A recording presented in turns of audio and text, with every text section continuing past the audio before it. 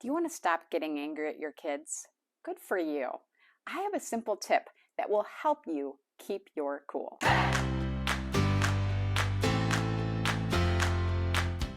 I'm Dr. Melanie Wilson, a Christian psychologist who helps parents achieve homeschool sanity with resources like the Organized Homeschool Life and Grammar Galaxy Language Arts curriculum. If you lose your temper with your kids, you're not alone.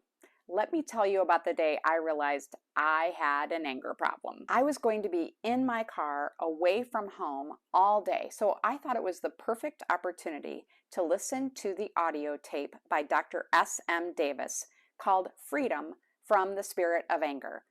I thought it would be a great help to my husband, who I knew had an anger problem. But as I listened to Dr. Davis, I realized that my every once in a while fits of anger with my kids were like a volcano that just erupted every once in a while, but caused enormous damage to my family and to me and my self-image as a parent. So I decided that I was not going to get angry with my kids anymore. I was determined. So when I arrived at home, I walked in the house certain that I was going to be filled with patience and joy. But the scene that met me was a messy house, kids who were fighting, and a husband who was angry. My reaction was, you guessed it, to be angry myself. I realized I had a problem with anger too. There are a lot of factors that can contribute to anger, but in this video, I want to focus on one that we can control: surprise. Years ago, I knew of a long-term care resident with dementia who kept repeating surprise, surprise, surprise over and over. I don't know why her brain focused on that word, except that surprise is emotionally charged.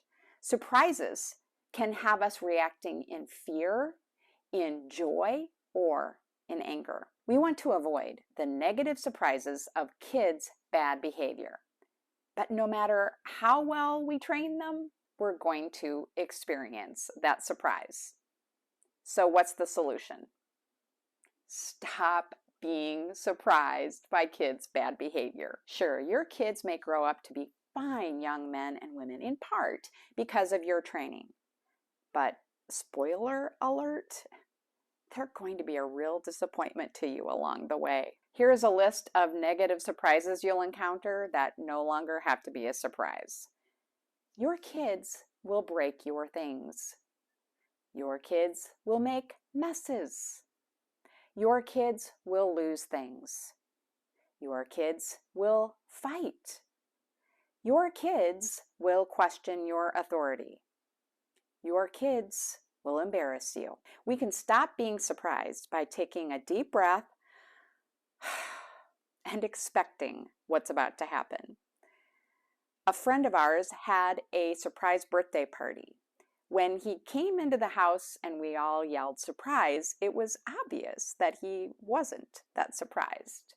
We asked him why he wasn't surprised, and he said, I saw all the cars in the neighborhood and I thought it was unusual that my friends wanted to take me golfing on my birthday.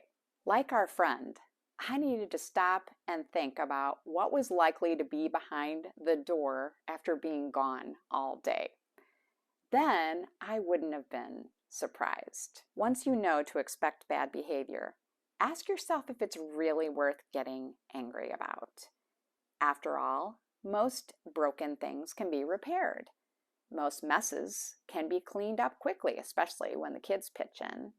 And finally, most lost items can be found, especially if the child who lost the item will be paying siblings to find it quickly. This is a little tip I used to find lost shoes. Later, when you're calm, you can work on preventing bad behavior. You can put your valuables out of reach. You can train your kids to do chores, and you can put items like shoes out the night before. But in the moment, expecting bad behavior can help you keep your cool. For more anger management and homeschool sanity tips, please subscribe to this channel. I will also provide you the link to an anger management class for homeschool parents in the description.